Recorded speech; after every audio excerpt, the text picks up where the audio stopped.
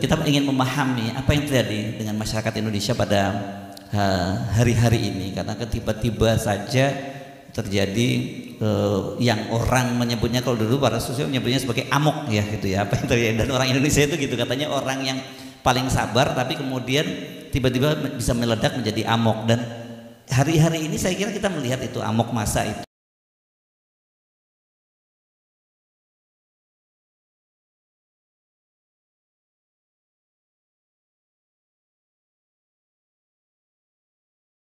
Dan kali ini kita ada 3 orang narasumber, 2 orang itu sosiolog. Ini Pak Profesor Sigit Rohadi dari Pascasarjana Universitas Nasional Jakarta, beliau di seorang sosiolog juga. Sementara satu lagi ini aktif di media sosial ya, namanya Profesor Musni Umar, yang dulu saya kenal sebagai rektor tadi ya, rektor di Ibnu Khaldun, tapi sekarang rupanya beliau sudah tidak lagi menjadi rektor tapi menjadi guru besar di perguruan di Malaysia. Nama kampusnya apa Pak Musni? Asia University di Kuala Lumpur ya, Kuala Lumpur. Dan di sebelahnya, nah ini sebenarnya sekarang ini dia profesinya mirip-mirip sama dengan saya, tapi saya minta kembali ke Khitoh sebagai narasumber ya. Riza Indragiri Amril ini sekarang jadi host, tapi sembarang ini kita minta jadi narasumber lagi sebagai seorang psikolog ya. Balik ke Khitoh amplopnya tipis dong. Oh gitu ya. Oh gitu ya. Kalau gitu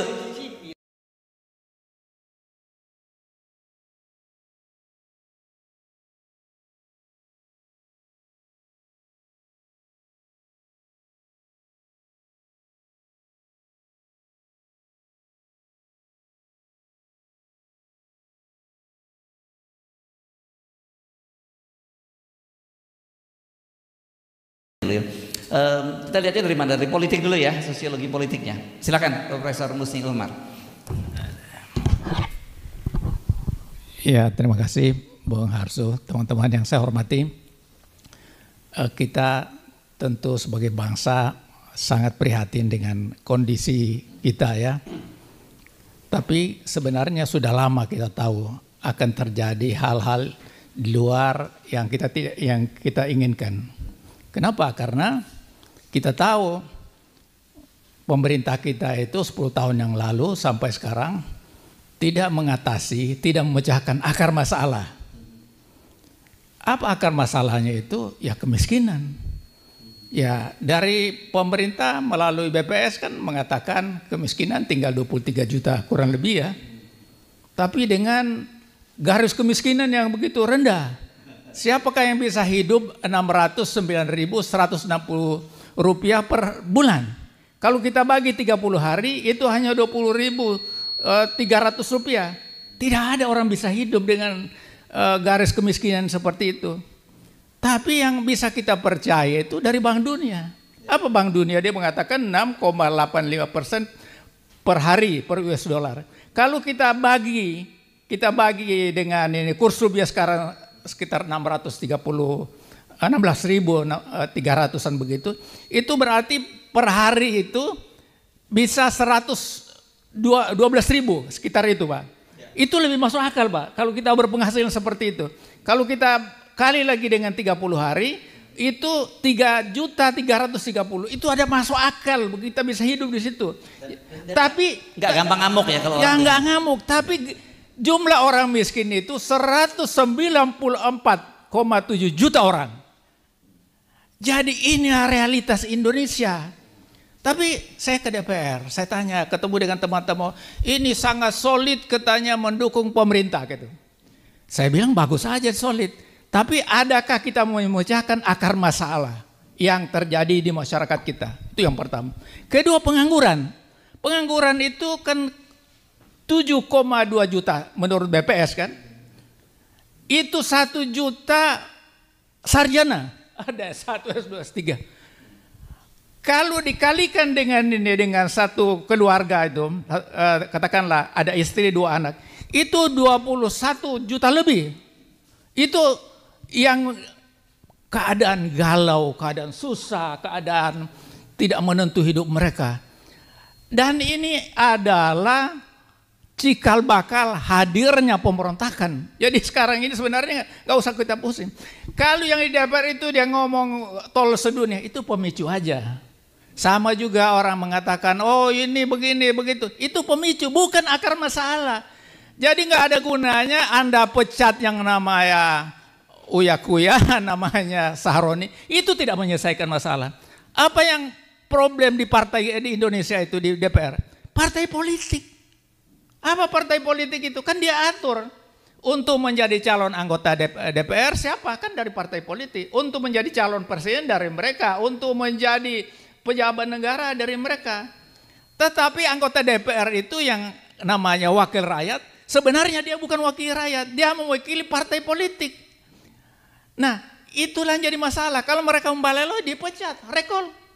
Jadi menurut saya kalau kita ingin memperbaiki DPR itu yang disebutkan teman-teman dibubarin itu, bukan DPR-nya diperbaiki. 1000 kali Anda bubarkan DPR, tidak akan pernah baik. Apa akar masalahnya? Partai politik itu harus diberesin. Yayasan aja yang tidak memilih calon pemimpin negara, itu ada Dewan Pembina, itu ada aturannya, undang-undangnya. Lantas Dewan Pengawasnya ada aturannya. Pengurusnya ada aturannya. Partai politik yang melahirkan pemimpin tidak ada aturannya. Jadi itulah yang terjadi. Maka korupsi merajalela itulah yang jadi masalah kita. Jadi masalah kita itu banyak sekali. Ada masalah kemiskinan, ada masalah pengangguran, ketidakadilan yang lebih gawat lagi, Pak. Maka saya prihatin sekali, Pak. Saya jalan kaki kemarin hari Minggu itu banyak sekali tulisan yang menghajar polisi kita itu, Pak. Ada macam-macam lah, saya tidak usah sebut nanti. Itu artinya apa? Ada ketidakadilan yang dilakukan aparat kita itu, yang kemudian didukung oleh politisi-politisi kita, dan juga tentu otomatis partai-partai politik. Jadi saya kira banyak sekali masalah, tapi yang membuat saya prihatin, ini masalah besar yang ditinggalkan Jokowi. Kemudian datang Prabowo. Oke, kita dukung. Saya tadinya memang mendukung Anies, tapi sekarang saya dukung Prabowo. Tapi apa yang terjadi? Tidak menyelesaikan akar masalah, Pak. Tidak menyelesaikan. Akhirnya apa? Walaupun kita dukung, tapi hanya seorang diri, marah orang semuanya. Akhirnya kehilangan harapan. Nah, itu barangkali menurut saya yang harus kita atasi ke depan itu.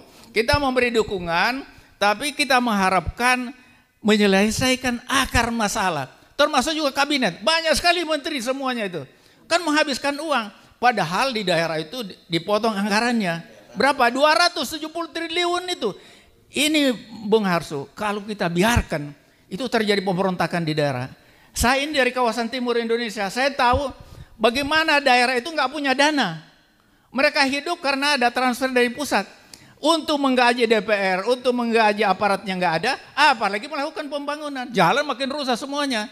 Jadi ini yang menurut saya supaya direview kembali. Kita tahu kesulitan pemerintah, tapi ini adalah peninggalan dari 10 tahun yang lalu yang tidak diatasi. Dan yang lebih prihatin lagi saya, menterinya 20 tahun jadi menteri.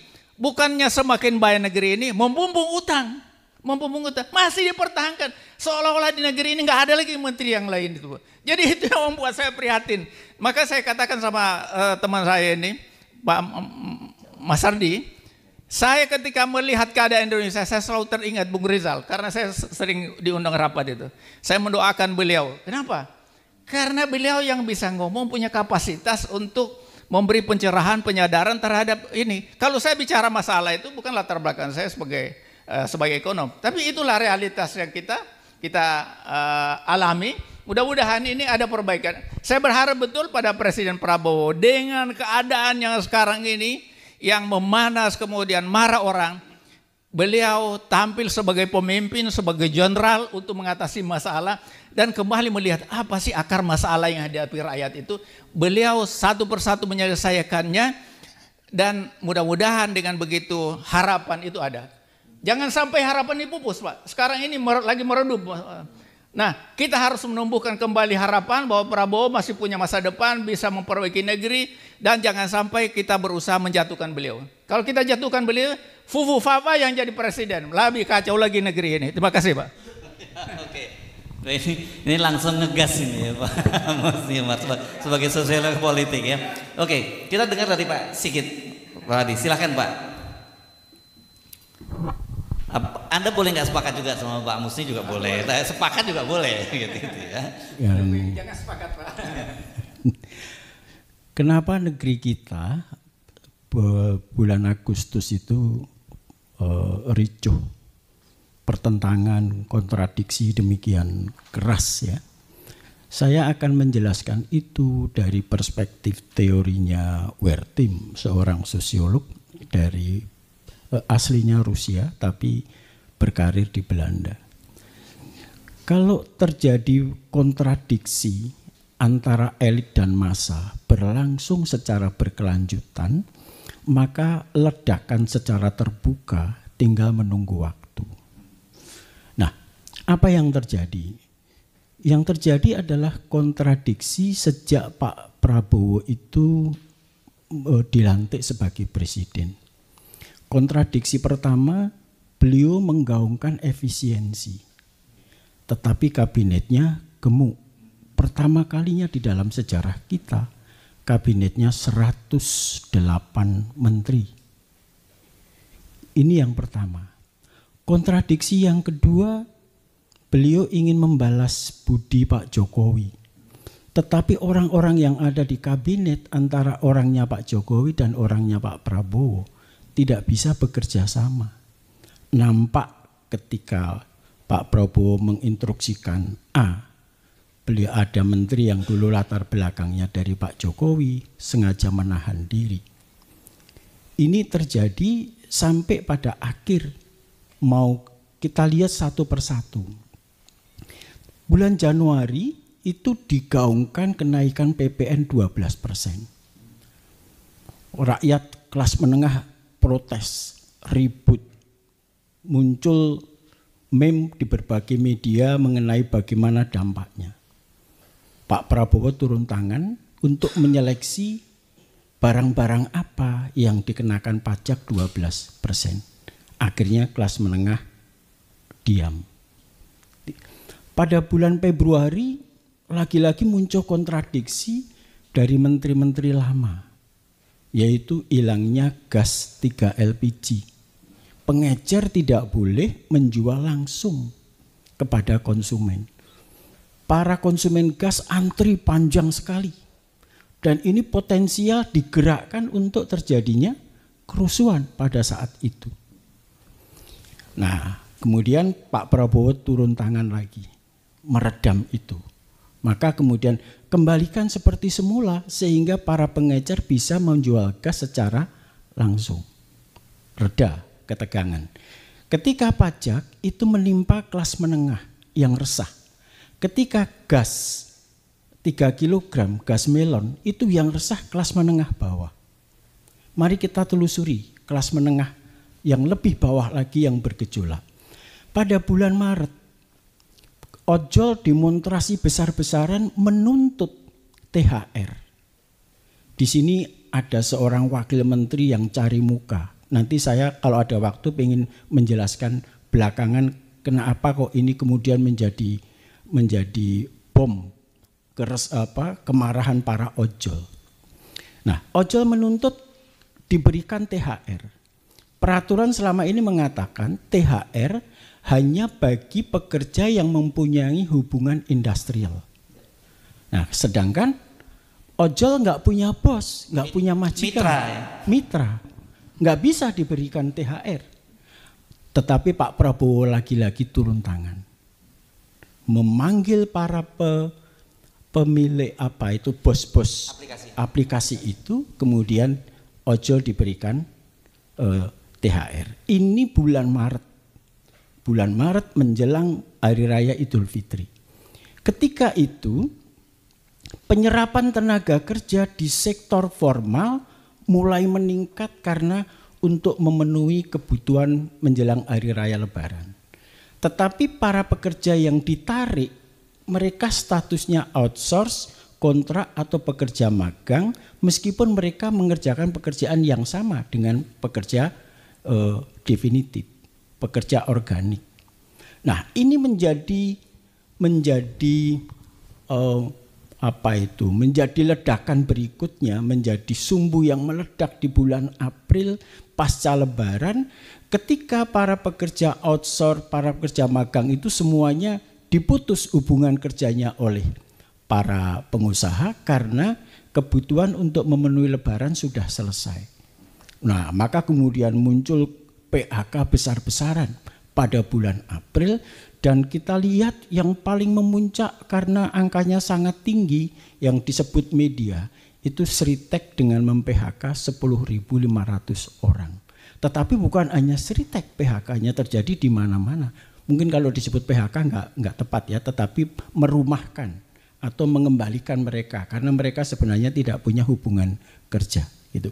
Ini terjadi pada selama bulan April. Selama bulan Mei, gelombang tuntutan untuk mempekerjakan, kesempatan kerja hanya 100 orang, yang kapasitas gedung hanya 5.000 orang, tetapi yang datang untuk melamar 25.000 orang. Ini terjadi di Bekasi, yang pingsan 15 dalam kasus itu. Menunjukkan apa? Kegagalan pemerintah untuk membuka lapangan kerja.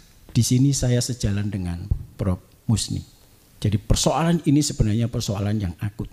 Tetapi dari sisi teori protes, dari sisi teori gerakan sosial, apa yang dibuka dari kontradiksi demi kontradiksi tadi, ini sudah memenuhi syarat munculnya berubahnya dari laten ke manifest. Seharusnya ketika ini terjadi bulan April Mei, ini seharusnya segera diredam supaya tidak muncul gelombang protes terbuka yang bentuknya tidak fokus pada gerakan untuk mencapai tujuan. Jadi ketidakpuasan sudah, keresahan sudah, menguatnya ketidakpuasan dan ketidakadilan sudah, muncul kontradiksi. Yang absen tinggal satu. Kalau satu ini terpenuhi, lengkap sudah teori protes dan teori gerakan sosial untuk menggoncang pemerintah. Apa yang tidak ada? Kepemimpinan. Kepemimpinan absen. Mahasiswa jalan sendiri, buruh jalan sendiri, ojol jalan sendiri, massa jalan sendiri. Beda dengan tahun 98. Ketika mereka bergerak masing-masing, ada Amin Rais, ada Megawati, ada Gus Dur, ada Sri Sultan yang mampu mengarahkan kemarahan massa kepada satu tujuan tertentu, jatuhnya Soeharto. Tapi ini tidak ada kepemimpinan. Nah, pada bulan Juli ini sebenarnya sudah memenuhi syarat untuk terjadinya gerakan massa yang sangat besar. Apa yang terjadi? Pertama adalah gelombang pemungutan pajak daerah, juga pajak yang ada dibayar oleh para karyawan. Di satu sisi kita tahu anggota DPR atau para pejabat tidak membayar pajak, tapi rakyat dikenakan pajak. Kalau yang saya ceritakan tadi itu hanya menggempur kelas menengah perkotaan dan kelas menengah bawah perkotaan.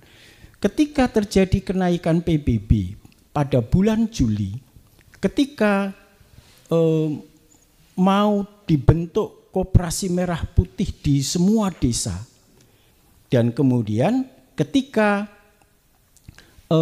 MBG tidak merata di semua desa, maka yang digempur ini masyarakat pedesaan.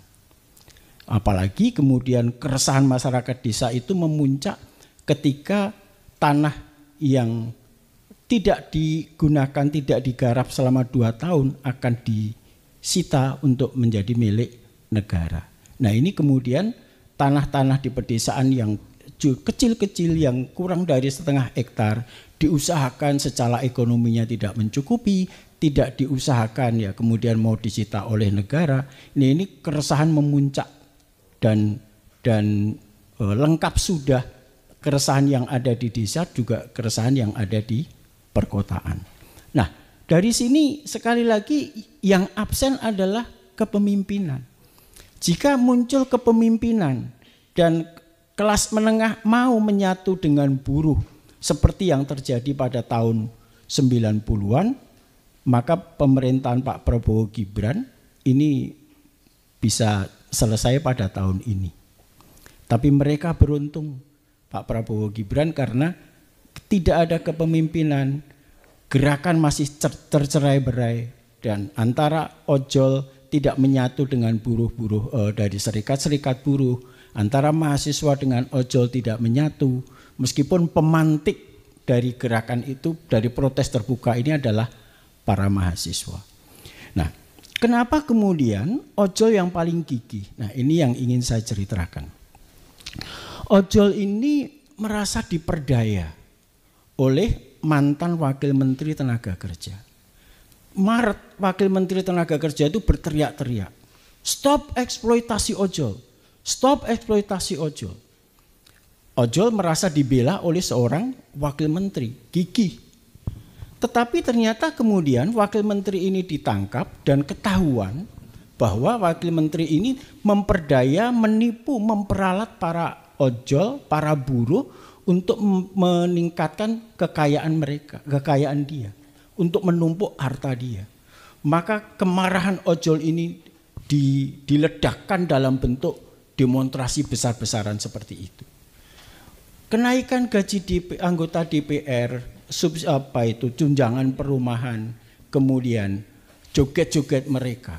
Secara teoritik ini hanyalah pemicu, hanyalah trigger.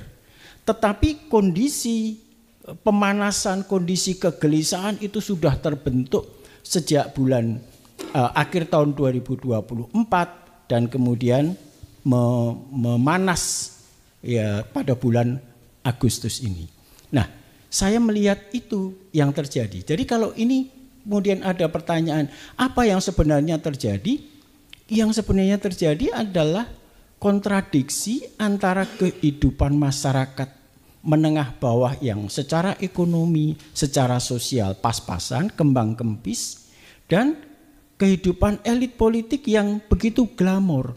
Begitu mudah elit politik itu untuk mendapatkan uang. Begitu mudah elit politik itu untuk mengakumulasi kekayaan. Bayangkan seorang wakil menteri yang dulunya juga ojol. Dalam waktu yang sangat singkat mempunyai mobil jumlahnya 15, harganya mahal semua. Mempunyai sepeda motor yang jumlahnya 24, harganya mahal semua. Dan berbanding terbalik dengan kelompok yang mereka suarakan, yang mereka perjuangkan sehari-hari. Sebenarnya ini kuncinya ada di sini. Kuncinya adalah ditipunya para buruh, dikerjainya para ojol oleh para pejabat kita sehingga merasa diperalat dan dipameri, ditunjukkan kegelimangan harta benda yang begitu tidak terbatas. Ada yang mengatakan 250 juta per bulan, ada yang mengatakan bahkan lebih dari 1,5 miliar per bulan. Nah, kemudian kalau ditanyakan apa yang sebenarnya perlu dilakukan? Saya kira masih klasik, mulai dari Soekarno, Soeharto, Habibie, Gus Dur, Megawati, Pak SBY, Pak Jokowi, Pak Prabowo sekarang ini. Hapuskan KKN secara serius.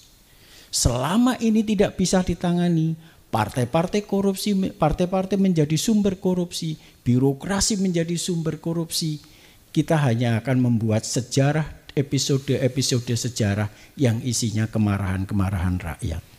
Itu yang bisa saya sampaikan. Terima kasih. Terima kasih, Profesor. Sekarang giliran dari sisi psikologi, ya. Ini bukan forensiknya ya kalau gini ya sekarang ya. Apa bisa dari pendekatannya dari psikologi forensik juga? Oh, saya mencoba tetap istiqomah dengan sudut pandang psikologi forensik. Oke, silakan. Ya. Saya menyimak dengan seksama betapa lugasnya Pak Musni mencoba menemukan akar persoalan di balik amok massa. Kan tadi Bang Hersu memulai pertanyaan ini, apa yang menyebabkan amok massa ya? Kemudian saya juga pelan-pelan saya coba rasakan betapa telatennya Pak Sigit ini melintasi kembali lini massa, melihat bahwa ternyata tumpukan frustrasi, timbunan keputusasaan dan seterusnya itu sudah berlangsung sejak sekian waktu silam. Agar tidak tumpang tindih, izinkan saya untuk berfokus pada momen terjadinya amok massa itu. Momennya, momen amok massa. Bang Hersu, sebetulnya saya tidak begitu nyaman ya dengan menggunakan istilah amok massa. Karena sadar tidak sadar, sengaja tidak sengaja, ketika istilah itu yang kita pakai, maka sudah. Ketika terjadi kekacauan, ketika terjadi amok, yang bermasalah adalah siapa? Yang bermasalah adalah massa. Diakui atau tidak, disadari atau tidak, kita menudingkan jari kita kepada mereka-mereka yang sudah melakukan aksi unjuk rasa, demonstran. Karena mereka lah satu-satunya pihak yang kita bisa berikan sebutan sebagai massa.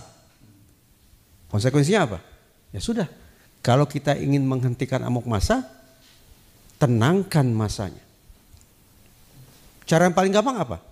Apalagi kalau bukan dengan cara-cara yang sudah dikatakan sendiri oleh Presiden Prabowo di pidato di istana, tindak tegas. Ya, kita tentu bisa berimajinasi, kita tentu bisa menafsirkan bentuk ketegasan macam apa yang dilakukan oleh aparat terhadap mereka-mereka yang melakukan amok. Ya. Pada momen ketika massa melakukan amok, sepertinya muskil bagi aparat untuk mengajak mereka berdialog. Karena mereka dalam kondisi amok. Berarti apa caranya? Ini dia. Alih-alih menggunakan istilah amok massa yang sekali lagi cenderung mengkambing hitamkan massa, ada riset Bang Hersu. Riset ini boleh percaya bahwa tidak dilakukan selama 50 tahun. Mengkaji dari satu aksi demonstrasi ke aksi demonstrasi berikutnya selama setengah abad. Apa temuan riset ini?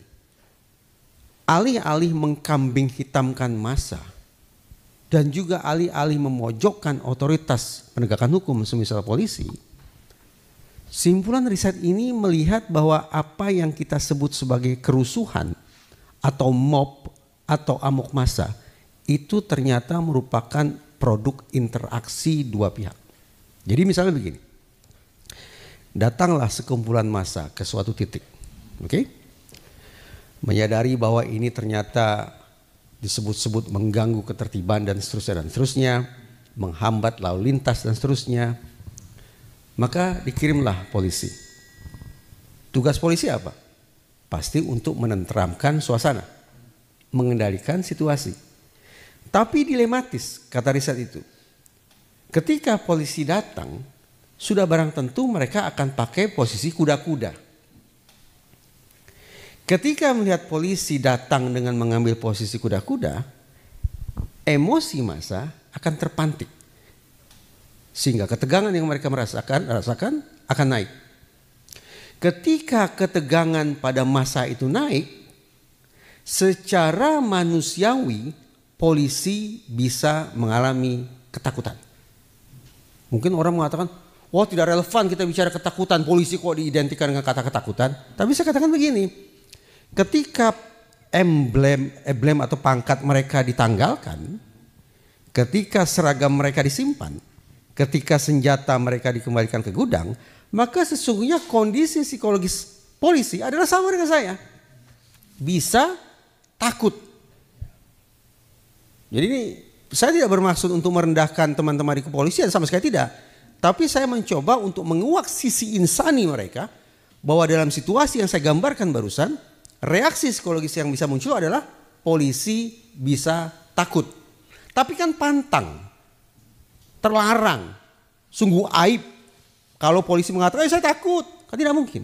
Sama halnya tidak mungkin kita mendengar polisi akan mengatakan kami capek, kami sedih, kami rindu keluarga di rumah, kami ingin istirahat. Kan tidak mungkin. Serba aneka kata-kata sifat yang terasosiasi dengan kelemahan itu harus disingkirkan jauh-jauh dari teman-teman yang berseragam. Ini yang membuat mereka secara kronis bisa mengalami apa yang distilahkan sebagai John Wayne Syndrome, sindroma John Wayne. Bang Hersu mungkin generasi yang pernah menonton film John Wayne. Kalau beliau berdua saya yakin akrab dengan John Wayne. John Wayne itu sosok koboi, 24 jam sehari standby naik kuda membela kebenaran, kapanpun itu. Tidak ada istilah capek, tidak ada istilah takut dan seterusnya. Tapi sayang beribu sayang, kendati teman-teman di kepolisian terkondisi, teredukasi, terprogram untuk mengatakan siap 86 izin perintah komandan, tapi realitas kemanusiaan mereka sekali lagi mereka bisa takut. Nah, karena mereka takut namun terlarang bagi mereka untuk menampakkan ekspresi takut, maka apa yang dilakukan? Mereka akan menggunakan atau mengenakan seragam ala Robocop. Melihat terjadi eskalasi emosi di kalangan massa, maka polisi sekali lagi akan mengenakan kostum siap tempur mereka. Sayangnya label namanya ketutup gitu ya. Jadi kita tidak bisa tahu ini. Misalnya ada oknum-oknum polisi yang melakukan kekerasan secara eksesif, kita tidak tahu karena nama mereka tertutup. Karena itu saya pernah catatan kaki sedikit, saya pernah usul.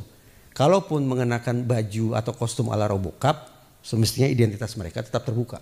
Sehingga kita bisa lihat siapa oknum yang melakukan perbuatan eksesif. Nah, saya lanjut ya.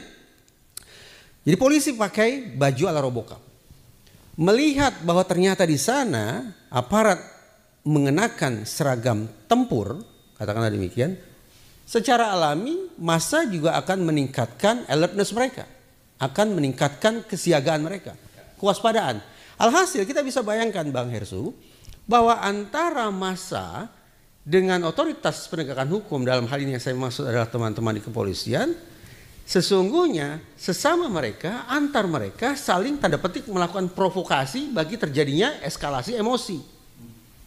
Sampai pada titik ketika akhirnya eskalasi emosi itu meledak menjadi benturan. Ini sekali lagi hasil riset selama setengah abad. Dari situ menurut saya terbenarkan sudah betapa saya sesungguhnya tidak begitu nyaman dengan istilah amok massa. Karena boleh jadi mengacu riset tadi, situasi amok, situasi kerusuhan bukan semata-mata manifestasi dari kehilangan kendalinya salah satu pihak. Tapi boleh jadi datang dari kedua belah pihak. Pada titik ini memang masuk akal kalau kemudian keluar salah satu tuntutannya adalah reformasi kepolisian. Dalam tuntutan 17+8, yang mutakhir kan 17+8 ya, salah satu bunyinya apa? Desakan, tuntutan agar polisi menghilangkan perilaku-perilaku brutal dalam penanganan aksi unjuk rasa. Nah, pada momen ketika terjadi amok massa, saya memandang inilah penjelasan yang kontemporer sekaligus paling representatif kenapa momen genting benturan itu terjadi. Demikian Bang Hersu. Oke, tadi ada belum menyebutkan di mana itu ininya, risetnya tadi, sebentar ya. Nah, ini pertanyaan bagus. Nah, ini waktu makan saya dikritik oleh Pak Sigit. Iya. Karena saya dikritik oleh Pak Sigit. Saya pastikan saya bisa tunjukkan hasil risetnya. Tapi dengan segala hormat kalau diminta menyebut siapa nama ilmuwannya, saya lupa. Bukan karena saya tidak menghargai, tapi sungguh-sungguh Tidak di Indonesia ya? Oh, pasti tidak di Indonesia. Tapi begini. Satu, diakui atau tidak, sekian banyak lembaga negara kita itu kan belajar dari organisasi serupa di negara-negara mitra. Jadi saya bayangkan perilakunya atau cara-cara mereka bekerja juga menduplikasi cara-cara yang berlangsung di luar sana. Itu satu. Yang kedua, ketika bicara tentang ekspresi kegusaran atau amarah atau amoks di konteks kerusuhan massa, ini kan bahasanya menjadi sebuah bahasa yang universal. Orang psikologi menyebutnya sebagai bahasa psikologi massa. Ketika psikologi individu tidak lagi begitu relevan, karena yang kemudian teraktivasi adalah psikologi massa. Karena ini sifatnya universal, maka hitung-hitungan di atas kertas, hasil studi tadi juga bisa diterapkan di sini. Baik, terima kasih. Tadi Profesor Sigit mau langsung memberikan komentar, silakan. Amok itu bukan peristiwa spontan. Jadi amok itu adalah produk setelah masa mengalami akumulasi kekecewaan. Saya ambil dari konsep Jawa. Orang Jawa itu orang kelas bawah, orang Jawa kelas bawah ya, itu kalau diperlakukan sama elit, dia nggak boleh ngelawan seketika itu. Apa yang dia lakukan? Ngalah. Ngalah itu bukan berarti kalah, tapi ngalah.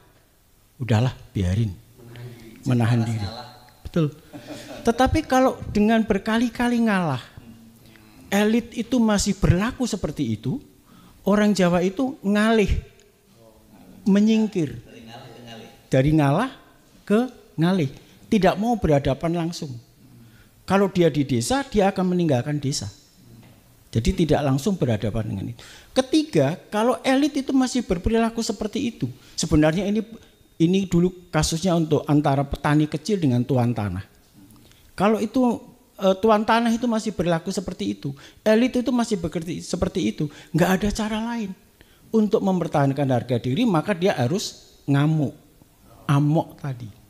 Jadi amok adalah akumulasi dari kekecewaan, kebencian dan perasaan tertindas selama sekian tahun.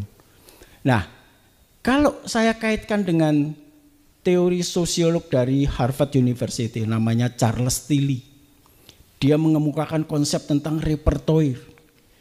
Setiap masyarakat memiliki produk sejarah repertoirnya masing-masing. Jadi jangan mengatakan mahasiswa itu anarkis, nggak ada. Jangan mengatakan buruh-buruh itu anarkis, nggak ada. Kenapa tidak kata anarkis itu tidak tepat untuk dialamatkan kepada protester? Kenapa demikian? Karena mereka yang ada di pucuk kekuasaan, eksekutif, legislatif, yudikatif, kalau kita menggunakan perspektifnya Charles Tilly, adalah produk dari perilaku anarkis. Jadi mereka bisa duduk di sana adalah hasil dari anarkis, perilaku anarkis. Kalau digunakan istilah anarkis. Karena itu jangan digunakan istilah anarkis. Anarkis itu istilah yang anomali. Seakan-akan menyebut para pelaku itu tidak memiliki jati diri, kepribadian, kemampuan untuk mengontrol diri. Mereka-mereka orang yang tidak logis, tidak mampu melakukan perhitungan, muncul seketika lalu melakukan amok atau melakukan perilaku anarkis tadi. Bukan itu. Nih, jadi ini produk yang menyejarah, yang dibentuk oleh semua masyarakat dengan gaya protes masing-masing. Di negara kita sejak tahun 1920 sampai saat ini, kalau tidak ada kerusakan barang-barang publik, tidak ada perhatian dari elit. Didiamkan. Berbondong-bondong gitu semuanya hanya didengar, didiamkan. Tapi begitu ada kerusakan barang-barang publik, ada perhatian. Nah, karena itu apa? Ini menjadi mode. Mereka yang duduk di lembaga-lembaga pemerintahan dulu melakukan itu. Kalau nggak percaya tanya Adiana Pitupulu. Dia dulu melakukan itu. Juga kelompok Fadlizon dulu juga sebentar. Meskipun tidak banyak Fadlizonnya, yang banyak Adiana Pitupulu. Budiman Sujatmiko semuanya melakukan itu. Jadi repertoire adalah sejarah protes masyarakat yang dihasilkan oleh masyarakat itu sendiri. Sehingga mendikotomi bahwa itu adalah perilaku kelas bawah dengan label anarkis. Seakan-akan ini adalah tindakan yang anomik. Yang meminjam istilah Pak Reza tadi. Menyalahkan para protester. Mengkambing hitamkan para protester. Ini tentu split yang teknik yang dilakukan oleh elit untuk menunjukkan bahwa mereka memiliki legitimasi dan kualifikasi yang lebih unggul dari para protester. Meskipun kita tahu bahwa mereka adalah produk dari sejarah yang repertoire tadi. Itu tambahan saya dari Pak Reza. Yang menarik tadi ada ngalah, ngalih, terus ngamuk. Oke, ya, saya sependapat yang disampaikan tadi bahwa kita nggak boleh menyalahkan orang yang berdemonstrasi. Kalau nggak ada orang demonstrasi, nggak ada perbaikan. Orang yang berkuasa itu nggak akan pernah sadar, Pak, karena mereka udah berkoalisi atau sudah bersama-sama antara eksekutif dengan legislatif. Saya sendiri dengar orang di DPR itu aman katanya, kuat ini pemerintah katanya Pak semua. Tapi saya bilang tidak otomatis Anda berkolaborasi dua kekuatan legislatif dengan eksekutif itu kuat. Rakyat bagaimana gitu nih ya. Jadi kita harus berterima kasih orang yang berdemonstrasi itu. Karena dengan demonstrasi itu ada kesadaran bahwa ada masalah besar yang terjadi di negeri ini. Termasuk juga podcast yang diadakan. Orang-orang berbicara semua. Itu kita harus berterima kasih. Karena teman-teman di DPR dengan kondisi politik yang ada di mana mereka itu semuanya mendukung pemerintah, sudah tidak ada suara, semuanya mendukung pemerintah. Jadi siapa yang mendukung rakyat? Para mahasiswa lah itu yang berdemonstrasi. Apa tujuan mereka? Mewujudkan keadilan.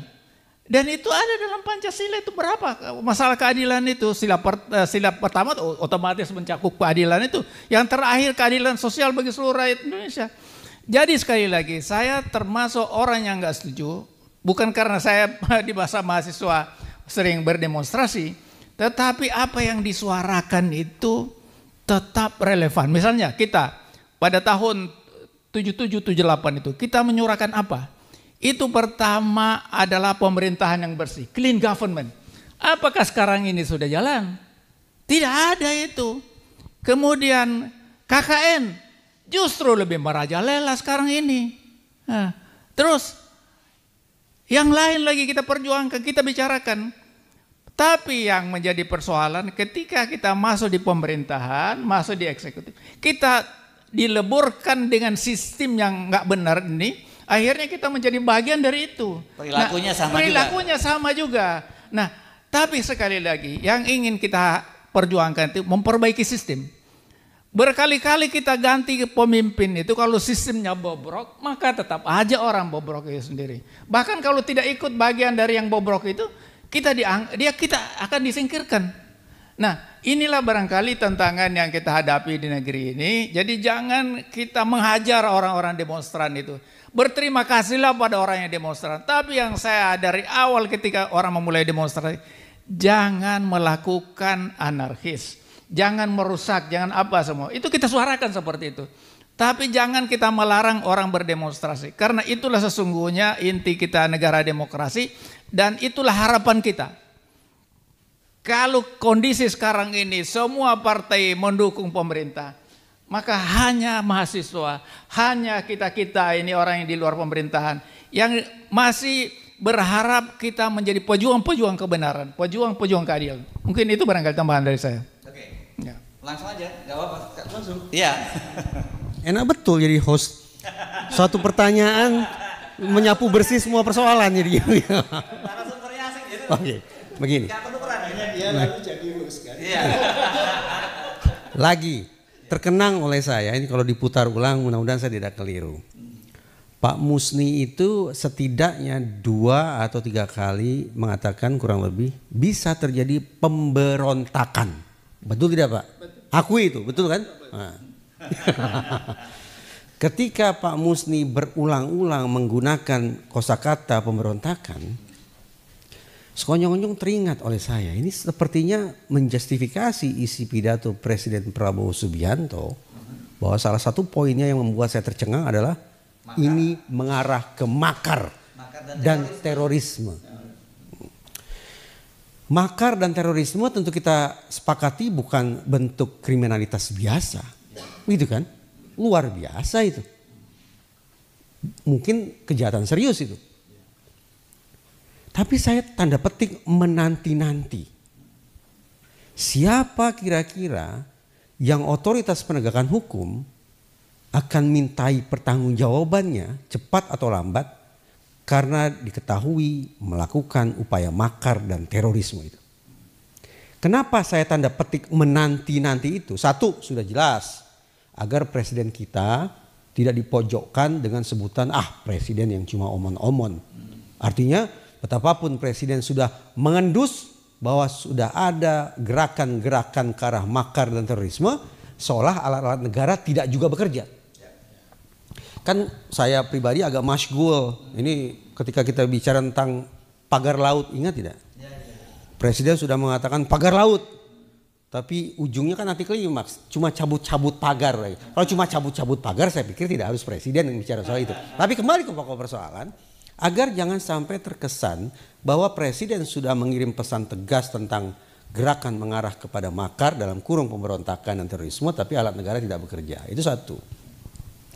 Dan yang kedua, agar jangan sampai sebutan makar atau pemberontakan dan terorisme itu tidak disalahgunakan oleh siapapun sebatas untuk memberikan labeling buruk kepada pihak-pihak yang kritis terhadap pemerintah. Jadi sedikit-sedikit narasinya berseberangan, dikatakan tanda-tanda makar. Dan seterusnya. Karena itu, maka sekali lagi, izinkan saya untuk tanda petik menyemangati otoritas penegakan hukum kita untuk tidak sebatas menggunakan pasal-pasal penghasutan, pasal-pasal penyebaran kabar bohong di media maya, media sosial, dan juga tidak hanya menggunakan pasal-pasal tentang memperalat, merekrut anak-anak, tapi saya tunggu siapa kiranya yang otoritas penegakan hukum kita akan garuk dengan pasal-pasal terkait dengan makar dan terorisme. Tolong jangan salah ditafsirkan. Saya tidak sedang menyemangati atau mendorong-dorong pihak penegakan hukum untuk mengkriminalisasi orang. Tidak begitu. Tapi supaya tidak salah tafsir, saya hanya ingin memastikan apakah pernyataan Presiden Prabowo itu merupakan pernyataan yang terukur ataukah pernyataan yang cenderung emosional untuk memproteksi diri dari pihak-pihak yang mungkin akan kritis terhadap pemerintahan ini. Wah, itu dilematis itu yang desakan Anda itu. Memang, karena harus saya akui saya gelisah, campur kaget. Muncul kosakata, diksi, makar dan terorisme. Bang Hersu, tentu kita tidak mudah lupa kan betapa dalam lini masa atau dalam sejarah kita penguasa itu berulang-ulang menggunakan cara labeling untuk melumpuhkan warga negara yang tidak mereka sukai. Saya berharap itu tidak terulang lagi. Sama seperti halnya, terima kasih Pak Sigit, yang semakin memperkuat keyakinan saya bahwa kita perlu ekstra hati-hati bahkan menjauhi penggunaan istilah amok massa yang sadar tidak sadar mengkambing hitamkan mereka, bukan kita sebagai biang kerok kerusuhan, biang kerok keresahan. Dan sebenarnya kalau kita menyimak penjelasan dari Profesor Musni sejak awal, kita juga mendapatkan gambaran kan tentang mengapa terjadi situasi semacam ini. Itu yang saya kira, dan akar persoalannya itu adalah tadi itu kesenjangan sebenarnya yang mesti kita lihat ya. Dan ini orang yang menyebutkan bahwa orang tadi kan dalam situasi sekarang ini orang yang lapar. Ya. Itu paling gampang untuk diprovokasi kan, atau bahkan nggak usah diprovokasi pun orang begitu lihat orang agak bertingkah tegas dia bisa marah dia ketika orang lapar. Dan situasi di Indonesia saya kira sekarang soal ini, karena tadi kita menyinggung soal ojol, Pak Profesor Sigit tadi panjang lebar tentang ojol tadi. Yang menarik kan fenomena ojol ini adalah jangan disebut bahwa ojol ini kan kebanyakan sekarang bukan orang yang ingin jadi ojol, tapi mereka ini ada yang kehilangan di PHK. Betul. Dan kemudian ada orang yang sedang mencari pekerjaan baru, kedua-duanya nggak tersedia lapangan pekerjaan, dan yang paling mungkin itu adalah menjadi ojol. Itu kan kira-kira begitu yang terjadi ya. Nggak apa-apa, lanjutkan. Saya kebanyakan ngomongnya sebagai nanti saya narasumber, jadi sekarang kembalikan ya, Prof. Jadi beberapa hari yang lalu kita membaca di media, Parlemen Malaysia menyetujui undang-undang tentang ojol. Artinya mereka bukan lagi lepas dari satu kegiatan usaha, tapi memang mereka bagian dari suatu usaha yang kemudian dijamin hak-hak mereka sebagai pegawai lah begitu. Beda dengan di Indonesia ya? Iya. Dengan alasan mitra itu yang harus dirubah. Harus dirubah. Karena itu menurut saya apa yang dilakukan di negara jiran itu patut kita dorong parlemen kita, pemerintah kita untuk memberlakukan ojol itu bukan mitra, tetapi bagian dari suatu kegiatan usaha yang kan mereka itu coba panas, hujan, semuanya luar biasa. Saya kalau jalan ya, saya bilang sama istri saya nggak kuat untuk mengikuti jalan mereka. Tetapi betul yang disampaikan tadi, mereka nggak punya pilihan kecuali itu. Maka sesuai dengan pembukaan Undang-Undang Dasar 45 itu melindungi segenap bangsa. Inilah saatnya pemerintah memberikan perlindungan. Jangan hanya melindungi pengusaha. Pengusaha itu mendapatkan uang dari kerja keras ojol, tapi tidak memberi perlindungan. Nah, saya kira ini yang kita harus sampaikan sebagai bagian yang sangat penting yang disampaikan Prof tadi ini, bahwa kita harus berjuang untuk ojol itu ada undang-undangnya. dan mereka dilindungi oleh negara. Jangan seperti sekarang. Saya tidak setuju dengan mitra karena saya ada 7 tahun saya menjadi pegawai di perusahaan, Pak. Ketika keluar dari tahanan, tak ada pekerjaan, susah luar biasa. Akhirnya saya jadi pegawai di suatu perusahaan aluminium itu sendiri, dan saya tahu bagaimana kehidupan seorang buruh itu. Jadi saya tahu persis itu. Apalagi perusahaannya mengatakan ini buruh lepas, ini apa semua. Kalau mereka sakit, mereka meninggal, nggak ada dapat apa-apa. Itulah yang dialami oleh buruh, para ojol itu. Jadi saya ingin menekankan kita lindungilah. Jadi saya betul-betul berharap kepada Presiden Prabowo, ini negeri ini sudah mulai damai, sudah apa? Manfaatkanlah momentum ini, jangan lagi kehilangan momentum untuk memperbaiki. Salah satu yang harus diperbaiki itu nasib ojol. Kalau mereka ada pekerjaan formal, nggak ada yang mau di situ, karena pekerjaan susah sekali. Tapi itulah yang terpaksa harus lakukan. Tapi negara wajib melindungi mereka. Nah, jadi mungkin itu barangkali yang pandangan saya, harapan saya gitu. Makasih. Saya boleh tanya nggak Bang Hersu? Ya. Bertanya, Bang. Kepada Profesor Musni. Boleh dong. Ini Saya boleh bertanya. ada kebiasaan barunya jadi host sudah nggak hilang. saya bertanya. Oke, silakan. Lagi-lagi saya menyimak perkataan Pak Musni. Pesan untuk Presiden untuk menaikkan harkat martabat dan kesejahteraan para pengemudi ojol. Beliau sepertinya lupa. Sekian banyak representasi komunitas ojol sudah bertemu Wakil Presiden. Iya, betul. Jadi sepertinya sudah bagi-bagi peran.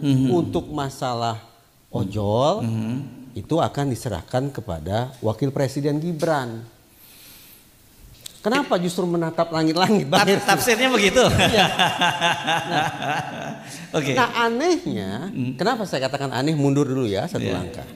Tadi siang saya berbincang dengan sahabat saya namanya Dadan. Ternyata Dadan ini adalah instruktur. Dia bukan lagi pengemudi semata, tapi dia sudah sampai pada level instruktur. Instruktur apa? Instruktur pengemudi ojol. Oh, ada itu ya? Ada ternyata. Oh. Dia sudah jadi instruktur di situ. Dia katakan begini, bahwa ketika anggaplah representasi komunitas ojol itu menemui Wakil Presiden Gibran, dia bertanya-tanya, kenapa cuma mengangkat 2 isu? BPJS dan tindak lanjut penanganan kasus meninggalnya almarhum Afan. Ya.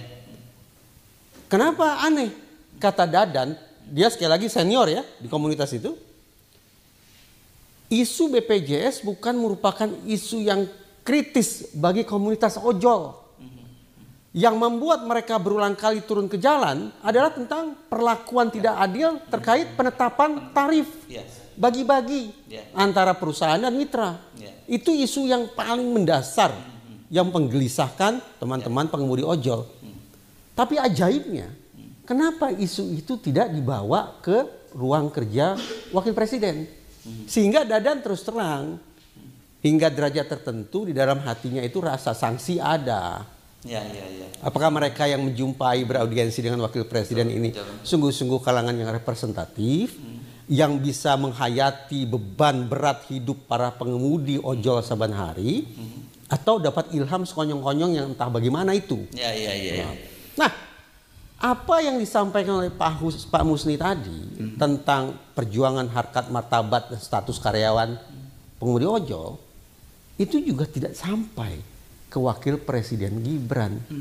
Jadi praktis tugas Wakil Presiden Gibran ini jadi lebih gampang karena mengacu aspirasi dari perwakilan komunitas pengemudi ojol yang datang ke kantornya, isunya cuma 2, BPJS, tindak lanjut penanganan kasus Afan. Clear sudah. Ya. Saya mau percaya pada siapa? Pak Musni atau representasi komunitas ojol yang datang ke kantor Wakil Presiden? Loh, akal saya mengatakan saya semestinya lebih percaya pada mereka dong. Jadi Pak Musni ini ringkasnya saya anggap mendramatisasi saja ini. Sebelum Pak Musni menjawab, saya ingin membantu sedikit ya. Penjelasannya sebenarnya sederhana karena kan seperti diklaim oleh serikat pekerja, ojol, asosiasi ojol, bahwa mereka bukan representasi dari mereka, dan kemudian ada konfirmasi dari para 4 aplikator itu yang menyatakan bahwa undangan itu memang datang dari sekretariat Wakil Presiden ke aplikator, dan kemudian aplikator lah yang memilih yang mewakili, kira-kira gitu. Ini O-nya ini saya kira sebenarnya beliau sudah tahu. Oke, nggak apa-apa. Nanti Pak, ini tadi tangannya begini-begini juga Pak Sigit. Tapi pertanyaannya ke Pak Musi. Pak Musi jawab dulu, baru nanti ke Pak Sigit. Ini ilmu silatnya udah mesti. Ini kan apa? Permainan politik ya. Tapi kalau wakil presiden itu kan nggak tanda tangannya nggak bisa membuat SK gitu. Ini sebenarnya target pertanyaan dari Bung Indra. Makanya saya katakan itu karena yang punya SK itu presiden, selain itu juga pimpinan koalisi partai-partai politik, kimnya itu mendukung presiden, maka tentu harapan kita kepada presiden, bukan kepada wapres. Kalau wapres apalagi kapasitasnya ya saya lebih setuju Bapak jadi wakil presiden daripada dia. Jadi saya kalau sudah ini mazhab PDI yang hanya mengakui pemerintahnya Prabowo, tidak ada Gibran ya. Oke, silakan. Jadi itu barangkali yang penting bagi saya, bagaimana dengan peristiwa yang terjadi kemarin ini kita mengambil pelajaran. Pelajaran apa yang diambil?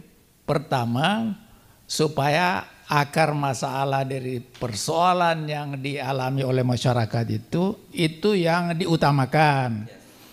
Maka saya dari awal menolak pembangunan IKN itu karena itu tidak berkaitan langsung dengan kepentingan masyarakat. Sampai sekarang saya selalu menyuarakan itu. Utamakanlah rakyat itu sendiri, masalah rakyat dipecahkan apa semua. Dan saya berharap sekali ini dengan peristiwa yang terjadi kemarin menjadi momentum untuk ada kesadaran baru untuk memperjuangkan hal-hal yang sangat fundamental pada rakyat kita, baru melakukan hal-hal besar yang memang diperlukan sebagai negara. Itu satu. Kedua, ada seorang pejabat yang saya pernah temui, dia mengatakan itu para konglomerat, para pemilik modal itu nggak bisa kita hukum mereka. Karena kalau kita hukum tidak ada pembangunan katanya. So pemerintah tidak bisa melaksanakan sendiri pembangunan. Saya juga ingin menyampaikan, saya tidak setuju cara seperti itu. Karena equality before the law itu, persamaan hukum pada semua orang itu harus dilakukan. Dan ini yang tidak terjadi, Pak. Maka semakin kita berpikir begitu demi pembangunan, maka harus kita melayani para pemilik modal semua. Semakin rakyat marah. Kalau semakin rakyat marah, maka pada suatu titik kita nggak bisa bendung, Pak. Kemarin ini hampir nggak bisa dibendung. Kita bisa mengatakan ini kemudian ditumpangi macam-macam, itu biasa aja dalam kehidupan ya politik. Tapi yang kita inginkan itu supaya rakyat kenyang. Sekarang ini tidak banyak yang tidak kenyang, Pak. Tidur perutnya keroncongan. Maka marahlah orang semuanya. Jadi sebenarnya sederhana saja rakyat itu beri keadilan, beri makan cukup apa semua. Dan Prabowo sebenarnya tengah berjuang ke arah sana, tapi terlalu banyak yang mau dikerjakan, semua mau dikerjakan, akhirnya nggak fokus, Pak. Jadi sekali lagi, kalau menurut saya, kalau kita ingin sukses, kita harus lihat akar masalah, suatu masalah. Akar masalah inilah yang kita selesaikan. Kalau ini selesai, maka yang lain itu bisa kita lakukan. Itu barangkali pandangan saya, harapan saya. Oke, saya anggap ini sebagai closing statement ya. Jadi sekarang Pak Sigit juga closing statement, nanti Bung Riza juga begitu. Silakan Pak Sigit. Kembali ke ojol yang ketemu Pak Wapres. Nah, ini bagian yang saya kira paling quotable lah gitu ya. Saya ragu kalau yang ketemu Pak Wapres itu ojol, pengurus komunitas, pengurus serikat ojol. Saya ragu, mungkin betul dia ojol, mungkin betul. Sehingga dia tidak tahu isu apa yang paling mendesak diperjuangkan oleh ojol. Nggak pernah ojol itu di dalam satu komunitas itu membahas BPJS, itu nggak pernah.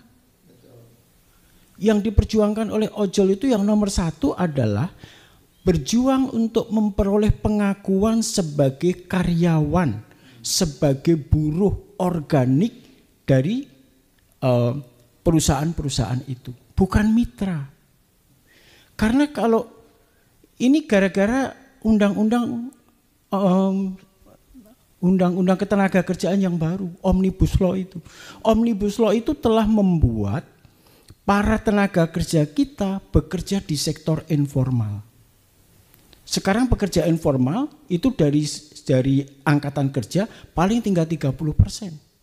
Perusahaan-perusahaan tidak mau mengangkat tenaga kerja kontrak, tenaga kerja outsource, tenaga kerja magang itu menjadi pekerja tetap di perusahaannya. Model yang dikembangkan oleh pekerjaan mitra ini juga kemudian diadopsi oleh perusahaan-perusahaan yang sebenarnya tidak layak mengembangkan kemitraan seperti itu. Jadi kalau kita ingin mengatasi persoalan ini supaya informalitas tenaga kerja di negara kita itu tidak membengkak begitu besar. Pekerja informal itu tidak memiliki kepastian, tidak punya karir, tidak punya masa depan. Sehingga ojol itu sebagian besar takut untuk menikah. Karena apa? Karena merasa tidak memiliki kepastian pendapatan. Jadi ini Omnibus Law itu ketenaga kerjaan itu yang harus dibongkar. Omnibus Law ketenaga kerjaan itu memang fleksibel untuk menarik para investor. Jadi karena kita oversupply tenaga kerja, kemudian diberlakukan undang-undang yang berpihak kepada para investor itu dengan tujuan untuk menyerap investor sebanyak-banyaknya ke negara kita dan target pertumbuhan ekonomi 5-6% itu tercapai. Tetapi dampaknya apa? Dampaknya adalah rendahnya produktivitas tenaga kerja. Produktivitas itu hanya dipicu dari konsumsi.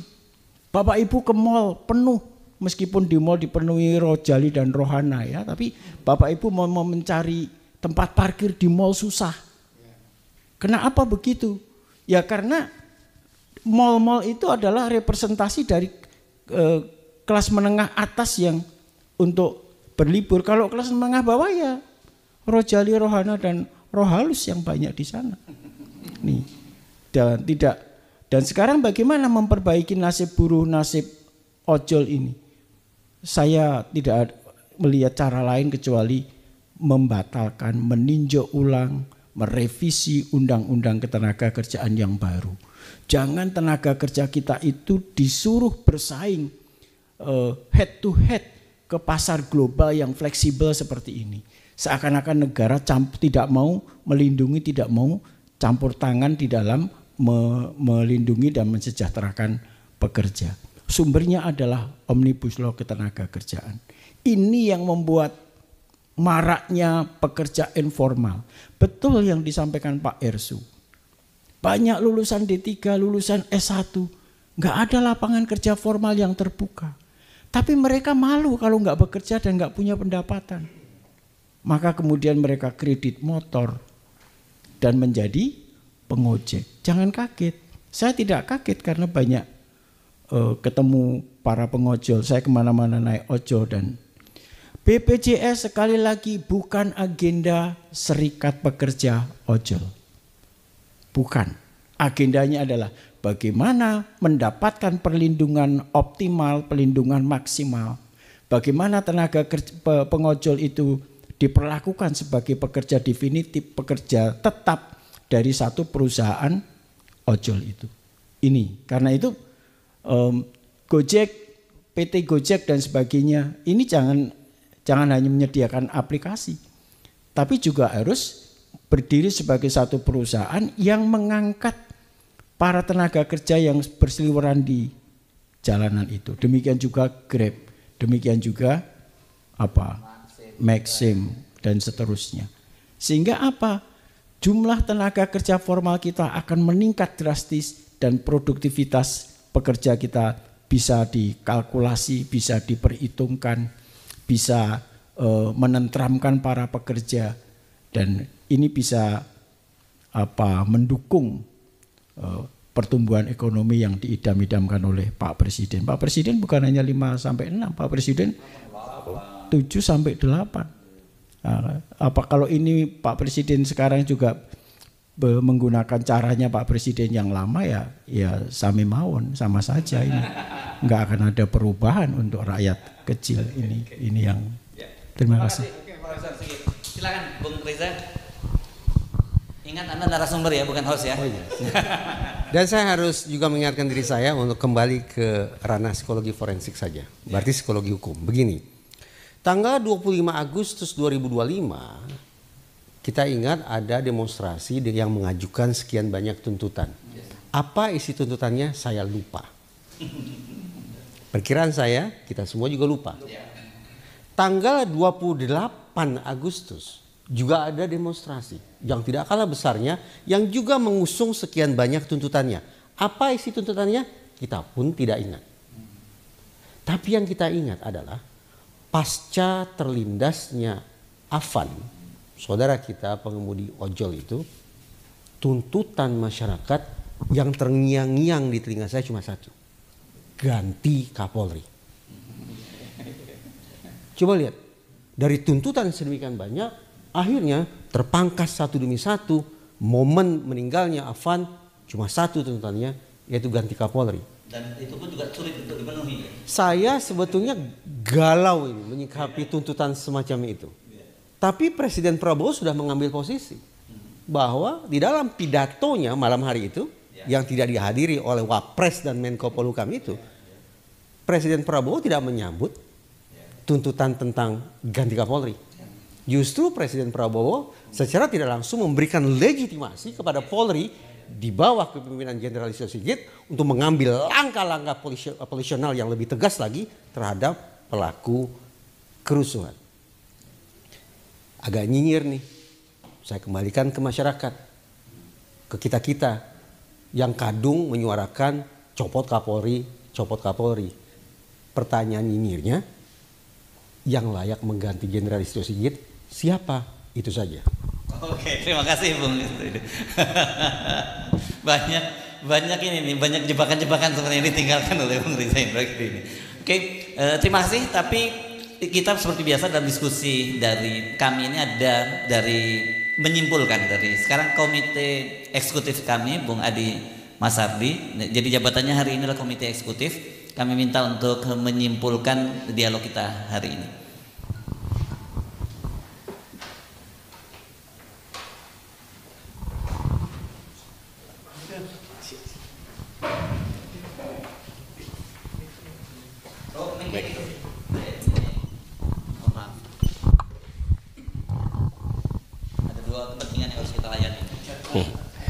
Baik, terima kasih. Assalamualaikum warahmatullahi wabarakatuh. Saudara-saudara sebangsa setanah air, kita sudah menyimak dialog yang sangat luar biasa yang disampaikan oleh para ahlinya, para profesional di bidangnya, pada Prof. Indagiri, Prof. Muslim Umar dan Prof. Sigit menjelaskan situasi. Tapi terakhir dalam pembicaraan itu soal ojol, driver ojol. Saya jadi ingat Bung Hersi waktu saya mau ke Jogja dalam rangka refleksi untuk Indonesia 5 tahun kami, dari Kalimalang Bekasi itu saya naik Grab. Supirnya adalah ibu-ibu setengah bayan namanya Ibu Matilda. Catat karena menarik. Ketika mau masuk tol Becakayu, dia bilang sama saya, "Pak, sudah tahu tol Becakayu itu naik." "Oh, masa naik sih?" "Ya naik 500, Pak." Oh ya udah, saya udah punya cukup. Ini langsung dia ngegas. Ini zaman Prabowo, Presiden Prabowo ini semua naik, barang-barang naik, uang tidak berharga. Ini nggak becus hidup Presiden ini. Saya kaget juga nih. Kenapa ngegas itu? Saya mencoba menenangkan si ibu ini kan, Bu, bukannya bangga ibu nih, Presiden kan sebagian keturunan Manado. Apa Pak?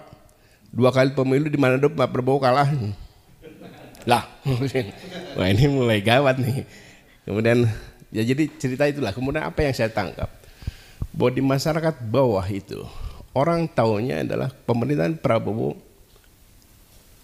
tidak efisien, tidak efektif, semua naik, dan itu diiyakan juga oleh istri saya. Nah padahal kita semua tahu bahwa ini adalah akumulasi dari kebobrokan 10 tahun pemerintahan Joko Widodo. Dan ketika di Jogja kan kita mengingatkan itu bahwa memang ada semacam sabotase struktural, orang-orang dari Joko Widodo memancing kemarahan publik yang sudah kecewa selama 10 tahun itu dipancing lagi, dan kemarahan-kemarahan tadi sudah disebutkan juga soal Bahlil, soal yang lain-lain. Kemudian ada lagi soal Nusron yang jadi waktu di Jogja itu kami menjelaskan bahwa kami itu dibentuk lahir 18 Agustus itu koalisi aksi menyelamatkan. Koalisi Aksi Menyelamatkan Indonesia ini dibentuk 2020 ya. Itu 18 Agustus itu untuk menjadi cermin para penyelenggara negara. Cermin ini adalah cermin dengan bingkai konstitusi dan Pancasila. Jadi setiap tingkah laku, kelakuan, kebijakan penyelenggara negara, legislatif, yudikatif, eksekutif, kita tampilkan dengan cerminnya ini. Ada enggak, sesuai enggak dengan cita-cita proklamasi ini? Yang kalian bikin itu mensejahterakan rakyat enggak, mencerdakan bangsa enggak, melindungi segenap bangsa apa enggak? Selalu kita tampilan begitu. Nah, di masa Joko Widodo, cermin ini memang menampilkan wajah yang buruk. Kemudian cermin ini dibelah. Kami dianggap menjadi organisasi terlarang, setiap penyelenggara kami dikejar-kejar, polisi diarahkan untuk menutup kami. Akhirnya kemudian kami bergerak secara underground, tapi tetap niatnya kan karena di kami itu kan kalau intelektual, mantan-mantan penyelenggara negara juga, dan juga tokoh-tokoh besar dari Muhammadiyah, dari NU dan lain-lain. Jadi kita tidak pernah menghasut orang. Kita hanya menjelaskan ini loh yang kalian lakukan itu, tolong benahi. Nah itu sebabnya Pak Gatot mewakili Presidium kami mengingatkan tanggal 18 Agustus itu bahwa kami melihat bahwa ada kejanggalan-kejanggalan dalam pemerintahan itu yang seperti mau merusak nama Prabowo, dan itu saya sudah membuktikan itu di bawah itu memang begitu. Nah kemudian yang menariknya adalah sepekan setelah para penyelenggara negara, para pembesar negara itu merayakan hari ulang tahun proklamasi kemerdekaan ke-80, sepekan kemudian Indonesia bergolak. Di banyak kota terjadi demonstrasi. Vandalisme ada juga di situ. Dan ini kan yang sudah kita sampaikan itu, ini kenapa terjadi? Kalau di teman-teman di kami ini paham bahwa kami sudah mengingatkan ini hati-hati dengan orang-orang yang dibawa oleh Joko Widodo itu. Tapi apa yang terjadi? 3-4 hari kemudian orang-orang ini dikasih gelar kenegaraan. Marahlah publik. Minta maaf yang nggak jelas itu kan. Kasih penghargaan, kemudian mereka joget-joget, naik gaji segala macam. Nah, karena itu ketika meledak itu, kita memahami, tapi disampaikan oleh Prof. Sigit, Pak Musi Umar, Pak Permendagri, bahwa ada akumulasi kemarahan publik, kemarahan rakyat. Dan ini menurut catatan saya ini bukan hal yang pertama terjadi. Di kita ini sudah berkali-kali muncul demonstrasi vandalisme belas. Mulai dari 66, sebelum 66 ada juga 66, 74, 78, 98, 2008, 2019, dan kemarin 25. Tapi kenapa tidak pernah menjadi apa-apa demonstrasi ini? Karena saya bilang, sudahlah, berhentilah membuat kebodohan. Ini kan ada prosesnya. Tadi sudah saya sampaikan, ada prosesnya, ada penyebabnya. Nah, tapi apa yang terjadi? Setiap ada demonstrasi besar, ada muncul vandalisme. Yang sibuk dicari adalah siapa dalangnya. Negara mana yang menunggangi. Kan tolol itu menurut saya. Ini membuang-buang energi, bangsa ini sudah kehabisan energi hanya untuk yang begini-begini. Kenapa tidak dicari substansinya, penyebabnya apa? Bagaimana cara hal ini agar tidak terjadi? 74, 98 kan itu juga dicari. Sampai bahkan yang 66 itu dulu, ini ada dokumen guilt free, ada CIA segala macam. Sampai hari ini nggak ada ketemu. Akibatnya apa? Akibatnya cara kita mengambil keputusan, menyikapi demonstrasi yang sudah membuat energi bangsa ini keluar besar, tidak menjadi apa-apa. Dan hari ini, sekarang ini kami sudah mendiskusikan bahwa bangsa ini sudah tidak memiliki lagi sumber daya dan waktu untuk menyanyiakan momentum ini. Kalau kita hanya sibuk mencari dalangnya, siapa pendananya, siapa yang menungganginya, bahwa di dalam demo ada vandalisme, itu hal yang biasa. Kami beberapa kali menyelenggarakan demonstrasi, saya sebelum di kami 2008 itu menyelenggarakan demonstrasi besar. Dan kemudian ada, dan di istilah kami itu ada kelompok yang mengaborsi gerakan. 2008 kita demonstrasi besar menolak kenaikan harga BBM. Tapi kemudian pada saat yang bersama Adian Hafizullah dan kawan-kawan demo juga di depan Atma Jaya, membakar mobil dari kiriman dari Setnek, dikirim ke polisi untuk dibakar. Kemudian kami yang dituduh anarkis. Dan yang menarik ini, setiap demo semacam ini di kalangan teman-teman kita yang pers juga tidak pernah memahami makna dari demonstrasi. Selalu judulnya demonstrasi rusuh, demo rusuh, demo rusuh, anarkis. Saya bilang, kita kan wartawan, kenapa kita nggak melihat substansi dari demo itu apa sih? Kenapa orang demo? Karena saya bilang, kalau kita membayar orang nih, saya bayar Permendagri 500.000, colong lempar polisi, berani nggak? Ada nggak orang mau dibayar 500.000? Nah, anak-anak itu yang demo itu kan karena situasi memang mencekam dan kita direpresi, kemudian ada tindakan balasan, menurut saya wajar. Nah, itu sebabnya di dalam undang-undang setiap demonstrasi itu dijaga oleh polisi agar infiltran ini yang mau bikin rusuh itu bukan dari bagian kami, kalian tindak dong. Jangan karena kalian dibikin orang rusuh kemudian semua demo dianggap haram. Contoh paling dekat kan ketika ada demo nolak Omnibus Law, itu membuat Sahganda Nenggolan dari kami, Jumur Hidayat, Anton Permana masuk BUI. Tahu penyebabnya? Karena ada demo anarkis. Tapi siapa yang bikin anarkis itu? Di podcastnya Najwa sudah diungkapkan tuh gambar-gambarnya ada yang merusak itu. Tapi kan orang-orang ini tidak diapa-apain. Kita yang dikejar-kejar. Nah, jadi hari ini kita ingin menjelaskan terutama kepada pemerintah, penguasa, penyelenggara negara, legislatif, eksekutif, yudikatif, bahwa situasi hari ini adalah kemarahan rakyat akibat selama 10 tahun dirasa ditipu oleh pemerintahan Joko Widodo. Kita lihat 10 tahun itu apa hasilnya coba? Hasilnya korupsi kita tertinggi, pemimpinnya dianggap koruptor nomor 1 di dunia, sebetulnya nomor 1, nomor 2 itu kan kalau kuantitasnya lebih besar. Koruptor nomor 1 menghasilkan, tapi pada saat yang sama menghasilkan penduduk termiskin terbanyak di dunia. Memang presentasinya nomor 2 menurut Bank Dunia. Kita 62%, 62, sekian. Zimbabwe 80,2 sekian. Tapi totalnya jumlahnya jadi kita jauh lebih besar. Kita 192 jutaan itu orang miskin di sini dari 280 juta. Besar sekali, hasilnya orang besar. Kemudian ketidakadilan kita akan besar.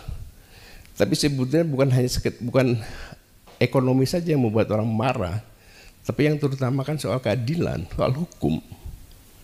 Bagaimana mungkin misalnya kejaksaan ada orang yang tidak bersalah dicoba dicari kesalahannya seperti Tom Lembong masuk BUI, sementara orang yang sudah inkrah, Silver Matutina dilindungi sama mereka untuk tidak masuk BUI. Kan terdidif yang membuat rakyat marah. Di polisi juga benar, di KPK juga demikian. Sehingga saya bilang, ini jangan-jangan ini ada komisariat Jokowi Mania di KPK, di kepolisian, di kejaksaan. Dan ini harus dibubarkan agar tidak menambah orang marah. Nah, jadi dalam kasus ini kita ingin menyadarkan bahwa bangsa ini sudah tidak punya sumber daya yang cukup lagi untuk eksperimen dengan berbagai politik. Karena setiap demo besar kemudian ada eksperimen harus begini. Nah, eksperimen dengan teori yang ngaco juga. Yang lebih ngaco lagi adalah apa yang dikatakan berbeda dengan apa yang dilakukan. Jadi panggung perbaikan politik nasional kita ini hanya jadi panggung kemunafikan yang menjijikan. Apa yang dikatakan beda dengan yang dilakukan. Nah, kita ingin ini diselesaikan karena ketidakpuasan ini tidak akan bisa dicukupi hanya dengan memberikan rumah saudara almarhum Afan atau menaikkan pangkat para polisi yang berhasil menjaga diri dan yang lain-lain. Nah, ini harus kita jadikan bahwa kita tidak punya waktu lagi adalah saya kasih contoh soal di industri manufaktur. Di ASEAN itu kita rajanya, tapi di Indonesia, di industri manufaktur kita nomor terendah, nomor satunya Vietnam, kemudian ada Thailand dan lain-lain. Begitu juga produktivitas. Nah, kita mau menghabiskan waktu seperti apa lagi, eksperimen seperti apa lagi. Nah, inilah yang ingin kami taruhkan dalam diskusi serial ini, bahwa ada masalah besar di bangsa ini, ada ketidakpercayaan. Jadi ini juga mengajarkan kepada pemerintahan Prabowo, karena di masyarakat ini hanya ada satu cara memandangnya, hanya sama. Kalau orang merasa ingin bisa memperbaiki, itu syarat pertamanya adalah dia tahu di mana kerusakannya. Yang kedua, siapa yang merusaknya. Nah, kalau tahu kerusakannya di mana, kemudian yang merusaknya dia juga tahu, kemudian masih terlibat di dalam situ, kan omong kosong aja kalau hanya mau memperbaiki. Nah, itu sebabnya dalam berbagai tuntutan Republik itu kami juga studi. Kalau Bu Indah, kalau saya simpulkan, saya tarik garis itu, sebetulnya intinya itu ada 3. Pertama, bersihkan kabinet dari rezim lama. Kedua, kembalikan KPK sebagai lembaga pemberantasan korupsi 100%. Yang ketiga, reformasi polisi. Nah, 3 itu aja kalau kita tangkap dari berbagai kelompok intelektual ini yang menyatakan sikapnya. Dan yang menarik, kenapa kita juga bahagia hari ini, kami senang teman-teman di kami, karena sekarang ini belum pernah terjadi sebelumnya bahwa masyarakat sipil, civil society begitu kompak dan bangkit bersama melakukan perlawanan terhadap ketidakadilan. Cuma memang masih terkotak-kotak, belum disatukan. Tapi isu ini akan menyatukan kelompok civil society, sehingga dengan demikian kita tidak harus lagi terjebak kepada lubang yang sama berkali-kali.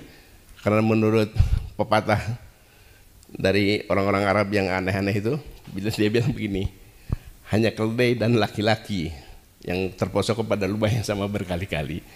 Tapi teman saya yang gender marah, jangan gitu dong, itu gender, anti gender. Jadi demikianlah, mudah-mudahan ini ada manfaatnya buat kita kaji semua, bahwa bagaimanapun juga ini Republik milik kita, kita harus mencintainya tanpa kejemuan, tanpa kebencian, harus dengan sungguh-sungguh memperbaiki bangsa ini. Karena kami muncul ada koalisi untuk menyelamatkan Indonesia. Terima kasih. Wassalamualaikum warahmatullahi wabarakatuh.